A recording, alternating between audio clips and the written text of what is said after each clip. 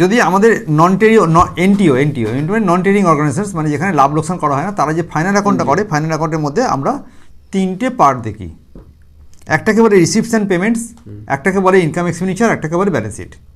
ঠিক আছে, তো আমাকে এই অঙ্কটাতে নর্মালি একটা পদ্ধতি যেটা করা হয় সেটা রিসিপ্টস অ্যান্ড পেমেন্টসটা দিয়ে দেবে, আর নিচে 3-4 লাইন 5 লাইন লেখা থাকবে।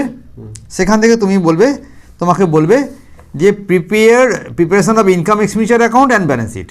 তাহলে রিসিপ্টস পেমেন্টসটা দিয়েই দিল, দিয়ে তোমায় কী বলেছে ইনকাম এক্সপেন্ডিচার। রিসিপ্টস পেমেন্টস জিনিসটা কি? টাকা এলো আর টাকা গেল। একটা ক্লাবে কীভাবে টাকা আসে, কীভাবে টাকা যায়, সে কোনো সময় রেভিনিউ পারপাসে টাকা আসে আর ক্যাপিটাল পারপাসেও টাকা আসে। আর যাই যখন রেভিনিউ পারপাসে টাকা যায়, আবার ক্যাপিটাল পারপাসেও টাকা যায়। রেভিনিউ আর ক্যাপিটালের মধ্যে পার্থক্যটা নিশ্চয়ই আমাদের জানা আছে, রাইট? মোবাইল ফোন ক্যাপিটাল, কিন্তু তার যে রিচার্জ ভাউচার সেটা revenue. Motorcycle capital, but fuel revenue. এটুকু বুদ্ধি তো নিশ্চয়ই থাকবে আমাদের। মোটা মোটা বই ক্যাপিটাল, খবরের কাগজ রেভিনিউ। চলবে কি না চলবে? এই কনসেপ্টটুকু না থাকলে করা যাবে না। পাক্কা তো? তাহলে টাকা এলো আর টাকা গেল, এখানে একটা লিস্ট করে দিয়েছে আমাকে। এখান থেকে খুঁজে খুঁজে কিছুটা রেভিনিউ আছে যেটা ইনকাম এক্সপেন্ডিচারে যাবে, যেটা ক্যাপিটাল সেটা যাবে ব্যালেন্স শিটে। কোনো কথা হবে কারোর জন্য? ইনকাম এক্সপেন্ডিচারে যাবে কোনটা? রেভিনিউ। তাহলে রেভিনিউগুলো কোনটা সেটা জানতে পারলে আমি ওখানে বসাবো, আর কোনটা কোনটা অ্যাসেট লাইবিলিটিস জানতে পারলে ব্যালেন্স শিটে বসাবো। চলবে কিছু না চলবে? আর নিচের গল্পগুলোর মধ্যে খুঁজতে হবে। এই তীর্থটা আসবে একবার, এগুলো আসবে একবার, আর এই তীর্থগুলো হবে, নিচের গল্পগুলো হবে কবার? দুবার। সব তীর্থ বারবার, গঙ্গাসাগর একবার, বোঝা গেছে? আর সব তীর্থ একবার, আর আর আর এটা কি সাগর? অ্যাডিশনাল সাগর দুবার। হ্যাঁ, এটা অ্যাডিশনাল সাগর, অ্যাডিশনাল ইনফরমেশন। চলবে কি না চলবে? তাহলে আমি এইখান থেকে দেখি যে একবার এটা কোথায় কোথায় যায়, রাইট? আর এটা দুবার কোথায় কোথায় যাবে। এখানে যেটা বেসিক জায়গাটা অসুবিধাটা হচ্ছে, একটা ব্যালেন্স শিট করতে গেলে ক্যাপিটাল লাগে কি লাগে না? কিন্তু ক্যাপিটালটা দিয়ে দেওয়া থাকে না অঙ্কটায়। তখন তুমি একটা ওয়ার্কিংসে তুমি একটা ওপেনিং ব্যালেন্স শিট বানিয়ে নেবে। কি বানিয়ে নেবে? ওপেনিং ব্যালেন্স শিটে সব অ্যাসেটগুলো এদিকে বসাবে আর সব লাইবিলিটিসগুলো এদিকে বসিয়ে একটা ডিফারেন্স বার করবে, যে ডিফারেন্সটা হবে ক্যাপিটাল। পৃথিবীতে সবাই জানে যে ক্যাপিটাল মানে হচ্ছে asset minus liability, sigma asset minus sigma liability. ভাই আমার মোট এত টাকার অ্যাসেট ছিল আর মোট এত টাকার ক্যাপিটাল লাইবিলিটি ছিল, মাইনাস করো, তাহলে A minus L is equal to C. এটা অ্যাকাউন্টিং ইকুয়েশন। তাহলে রিসিপ্ট পেমেন্টসে ফার্স্টে লেখা আছে opening balance cash at bank, cash in hand. এটা কোথায় যাবে, এটা কোথায় যাবে, ওটা কোথায় যাবে, এইটুকু বুঝতে পারলে অঙ্ক শেষ। এবং সেটা কবার যাবে বল? এটা ভেতরটা একবার যাবে। তাহলে এটা যাবে ওপেনিং ব্যালেন্স শিটে, এটা হচ্ছে এটা ব্যালেন্স শিট ও, পাক্কা। সাবস্ক্রিপশন তো আমার ইনকাম এক্সপেন্ডিচারে যাবে, sale of news paper income এক্সপেন্ডিচারে যাবে, ইনকামের দিকে যাবে, লিগ্যাসিস ইনকামে যাবে, কিছু গল্প আছে লিগ্যাসিস নিয়ে, ইন্টারেস্ট অন ইনভেস্টমেন্ট একটা ইনকাম, এন্ডাওমেন্ট ফান্ড রিসিপ্ট এটা একটা ইনকাম। দেখবো যে এটা কী কারণের জন্য টাকাটা পেয়েছো তুমি। যদি বড় টাকা কোনো ক্যাপিটাল পারপাস হয় সেটা আসবে না, আর না হলে মানে রেভিনিউ পারপাস হলে সেটা ইনকাম এক্সপেন্ডিচারে যাবে, ক্যাপিটাল পারপাস হলে সেটা ক্যাপিটাল যাবে। প্রসিডস ফ্রম স্পোর্টস কনসার্ন ইনকামের দিকে যাবে, অ্যাডভার্টাইজমেন্ট নিউ ইয়ারের থেকে পেয়েছি এটা ইনকামে যাবে। তাহলে কোনটা কোথায় যাবে দেখে নিলাম। সেক্রেটারি স্যালারি এক্সপেন্ডিচার রেভিনিউ বলে, staff salary revenue, charities revenue expenditure, fine. Printing আর stationery revenue expenditure, postage revenue expenditure. এগুলো কপি করবি আর পেস্ট করবি। Upkeep of land, purchase of sports material. একটা কোশ্চেন আছে, যদি এটা অ্যাসেট বলেছে তাহলে এটাকে আমরা ক্যাপিটাল ধরবো, আর না হলে এটাকে আমরা রেভিনিউ ধরবো। আপাতত এটাকে রেভিনিউ ধরে রাখছি। রেভিনিউগুলোকে আমরা এক্সপেন্ডিচার আর ইনকামের মধ্যে ভাগ করলাম। ক্লিয়ার নাকি? টেলিফোন এক্সপেন্সেস রেভিনিউ, আর এটা নিশ্চয়ই ব্যালেন্স শিট। কোন balance sheet? Closing balance sheet. চলবে? এইগুলো এখানে বসিয়েছি, দেখা যাক এরা বসিয়েছি কিনা, দেখা যাক। হ্যাঁ, আমার কাছে ওপেনিং ব্যালেন্স শিটে বলেছিলাম 3180 লিখবো। আমার ওপেনিং ব্যালেন্স শিটে অ্যাসেট সাইডে 3180 আছে না নেই, রাইট? আর এইগুলো ইনকামগুলো সব ইনকাম সাইডে লেখা হবে। 1 নম্বর সাবস্ক্রিপশান, তারপরে যা যা আছে সেগুলো সব ইনকাম সাইডে ওরা লিখে গেছে। সাবস্ক্রিপশান আছে, তারপরে sale of old news paper আছে, interest on investment, whatever আছে সেগুলো সব ইনার কলম করে লিখে দিলাম, রাইট? যা যোগ বিয়োগ থাকবে। আর এখানে যে কটা এক্সপেন্ডিচার আছে সেটা ইনকাম এক্সপেন্ডিচার অ্যাকাউন্টের লেফট সাইডে ইনার কলম আউটার কলম যেটা যেমন দরকার লাগবে সেটা লিখে দেবো। ইনার কলম আউটার কলম দরকারটা ডিপেন্ড করছে আমার এখানে কোনো অ্যাকশান আছে কিনা, রাইট? মনে করা যাক এগুলো আমাদের লেখা হয়ে গেছে, ঠিক আছে? কারণ একটা একটা করে ধরে বলতে ভিডিও অনেক বড় হয়ে যাবে। এদিকে যাই, অ্যাসেট লাইবিলিটি অন 31/3/2015, তার মানে ওপেনিং তারিখেরটা আর ক্লোজিং তারিখের অ্যাসেট লাইবিলিটিগুলো বলে দিয়েছে। তাহলে এটা ওপেনিং, এটা ক্লোজিং, কোনো অসুবিধে? একটা ওপেনিং আছে, একটা ওপেনিং সেট দিয়েছে, একটা ক্লোজিং সেট দিয়েছে। আমি এই ওপেনিংয়ের সাবস্ক্রিপশন ইন এরিয়ার মানে কি অ্যাক্রুড, মানে আমাদের ছোটো ভাষায় কী বলি বল, আমাদের ভাষায় কী বলি? ও বলেছে অ্যাক্রুড মানে অ্যাড, একদম ঠিক বলেছে, ঠিক আছে? আর অ্যাক্রুড মানে অ্যাসেট, হ্যাঁ কি না? তাহলে A for accrued, A for asset, A for add, ও ফাইন, চলবে? তাহলে আমি বলতে পারি এই যে অ্যাডলেস যে রুলটা শিখেছি না ফাইনাল অ্যাকাউন্ট করতে গিয়ে, ওটা ক্লোজিংয়ের জন্য কমপ্লাই করবে, মানে ক্লোজিংয়েরটার জন্য ওই রুলটা অ্যাপ্লিকেবল, রাইট? তো তাহলে আমি এটাকে অ্যাড করব, রাইট? কার সঙ্গে অ্যাড করব? সাবস্ক্রিপশনের সঙ্গে অ্যাড করব, আর এখানে এটাকে মাইনাস করব, কোনো অসুবিধা করার জন্য। তাহলে দেখা যাক ওরা তাই করেছে কিনা, একটা তো দেখে নিই। দেখলাম সাবস্ক্রিপশনের সঙ্গে তোমার কাছে কত টাকা অ্যাড হয় বলেছি আমি, 1000 টাকা অ্যাড করবে আর 2000 টাকা মাইনাস করবে। দেখা যাক ওরা 2000 টাকা মাইনাস করেছে আর 1000 টাকা অ্যাড করেছে সাবস্ক্রিপশান, এটা ছিল সাবস্ক্রিপশান, রাইট? তো এরকমভাবে আমি সবটা মেলাবো না, আমরা এখানে বলে দেবো এবং সেটা অঙ্কের মধ্যে আছে এবং সেটা আমরা ছবিটা দিয়ে দেবো, ছবিটা আমরা ওই কী বলে গুগল ড্রাইভে দিয়ে দেবো, লিঙ্কটাও দিয়ে দেবো। সাবস্ক্রিপশান তাহলে এইটা একবার হলো, কিন্তু আমরা বলেছিলাম এই 2000 টাকাটা কবার আসবে? দুবার, আবার এটাও দুবার আসবে, তাই না? তাহলে এই যেটা হয়েছে না, এটা অ্যাসেট সাইডে আসবে কিনা আরেকবার? কি বলেছি, অ্যাক্রুডটা কোথায় যায় বল? এটা অ্যাসেট, এই অ্যাসেটটা ক্লোজিং অ্যাসেট, আর এই অ্যাসেটটা এটা ওপেনিং অ্যাসেটে বসবে একবার। তাহলে একবার ওপেনিং অ্যাসেটে বসবে, ওপেনিং অ্যাসেট মানে opening balance sheet, opening asset মানে কি? ওপেনিং ব্যালেন্স শিটে অ্যাসেট সাইডে এটা বসছে কিনা দেখা যাক। 2000 টাকা ওপেনিং অ্যাসেটের ওপেনিং দিকে অ্যাসেট সাইডে 2000 টাকা বসানো আছে, চলবে কি না চলবে? সিমিলারলি ক্লোজিংয়ের জন্য এই 1000 টাকা আমরা দেখতে পাবো। এখানে আমরা আরেকটা ব্যালেন্স শিট বানিয়েছি, ক্লোজিং ব্যালেন্স শিট। তাহলে 3টে পার্ট আছে, একটা হচ্ছে ওপেনিং ব্যালেন্স শিট, একটা ইনকাম এক্সপেন্ডিচার, একটা হচ্ছে ক্লোজিং ব্যালেন্স শিট, চলবে? আর ক্লোজিং ব্যালেন্স শিটে অ্যাসেট সাইডে আমাদের কাছে 1000 টাকা দেখানো আছে কিনা, এইটাই হচ্ছে আমাদের বেসিক রুলটুকু শেখা হয়ে গেছে। এবার আইটেমগুলো যেমন দেবে তেমন করে যাবো। সাবস্ক্রিপশন রিসিভড ইন অ্যাডভান্স, আগেই টাকা পেয়ে গেছি, তাহলে আগে টাকা পেয়ে যাওয়াটা একটা লাইবিলিটি কিনা? তোর টাকা আমি আগেই নিয়ে রেখেছি, যে ভাই তুই টাকাটা আমাকে আগে দিয়ে দে, তাই এটা আমার কাছে লাইবিলিটি হয়ে গেল, তাহলে এটা কিন্তু একটা লাইবিলিটি, হ্যাঁ কি না? তাহলে নিশ্চয়ইভাবে এটা ক্লোজিং লাইবিলিটি, এটা লাইবিলিটি যেটা ক্লোজিংয়ে আছে, এটা এই লাইবিলিটি যেটা ওপেনিংয়ে আছে। এবার বল, টাকা যদি আগেই পেয়ে যাই তাহলে আমার কাছে এটা লেস হবে, ক্লোজিংটা লেস হবে। আমি দেখ ক্লোজিংটাকে লিখছি, ক্লোজিংটা লেস হবে আর ওপেনিংটা অ্যাড হবে। তাহলে 500 টাকা কী হলো, একবার সাবস্ক্রিপশনের সঙ্গে যোগ করলাম, আরেকবার ওপেনিং লাইবিলিটি বসাবো।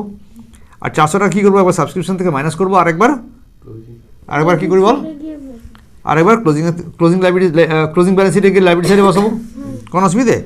ফার্নিচার কত টাকা ছিল? 2000 টাকা, এখানে কত ছিল? 1800 টাকা। তাহলে এইটা দুবার লিখবো আর এটা দুবার লিখবো, হ্যাঁ কি না?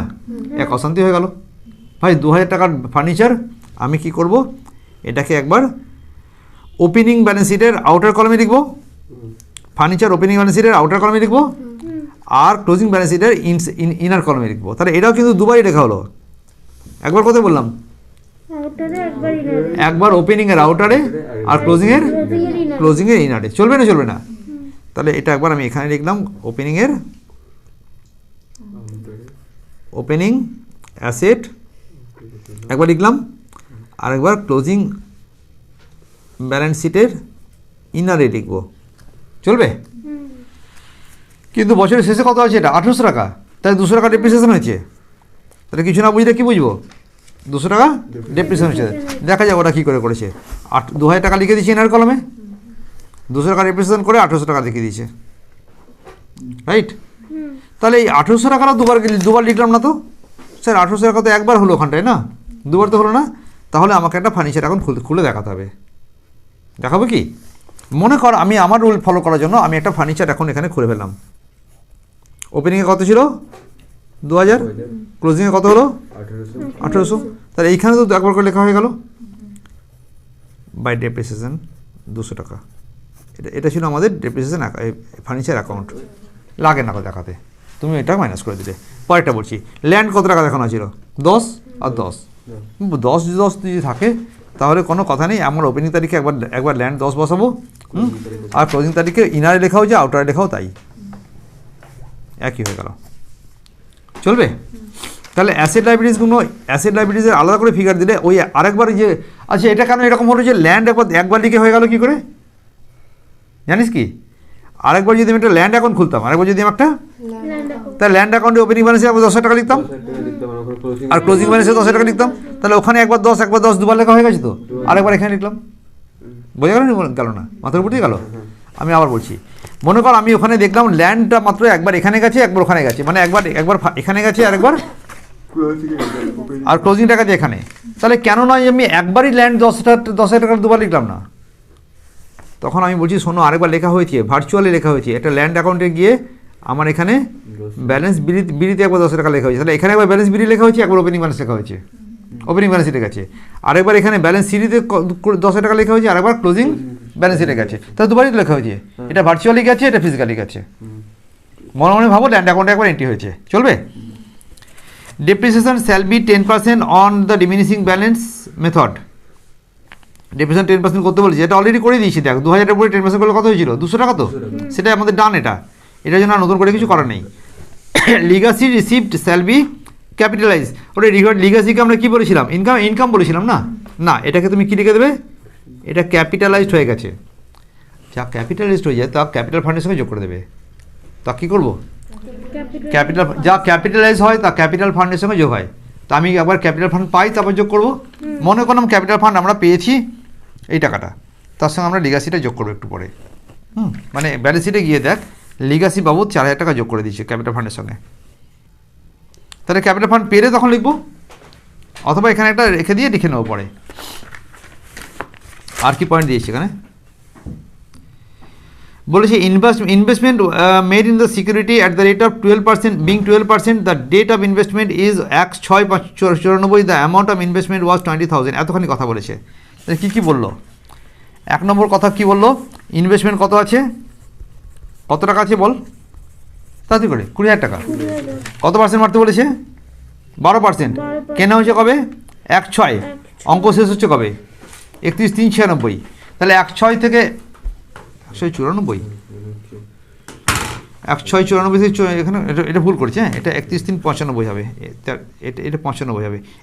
1/6/95 থেকে গণ একটা 6 মাস ওখানে হলো, এখানে 3 মাস, 9 মাস।